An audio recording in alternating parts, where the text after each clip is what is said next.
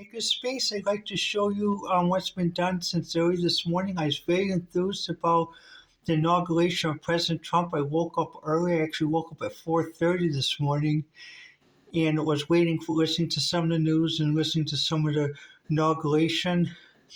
Very exciting day and great hopes that our country is going to get back on track and get moving forward. President Biden made a good ending speech. Um, and that though. But today I wanted to show I powered up all the components.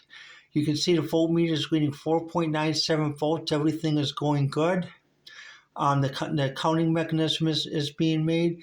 I'm also modifying this for the 65816 part of the second part of the project. And then I'm going to order a 68,000 P8 to do the others using the same design where I have an Arduino do some of the control processes. This next Arduino will be an expressive node MCU because I want to use up the node MCUs. And I'm going to sort of put this on a PCB board, but I like to do a breadboard first to show how it works like that though. And so far everything's running. Nothing's getting hot or anything like that though. And stuff, even the memory unit. Yep. It's nice and cool to the touch.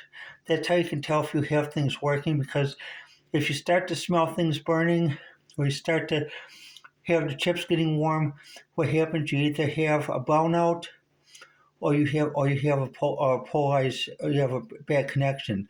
One thing I'm going to do in later things is whenever I bridge layers, I like to use diodes like that because diodes shunt any types of brownouts. So basically, if there's something on this board, it's shunted over here.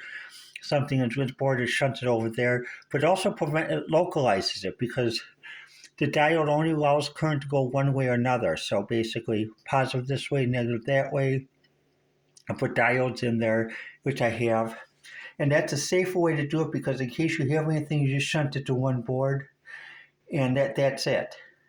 And the other thing is, if you turn on your power supply and it doesn't go on, that means you have a shunt, and you got it's either basically you have your power and ground reversed, or you have a ground connected to power where it shouldn't be. So do a continuity test. As you can see, it's working quite well.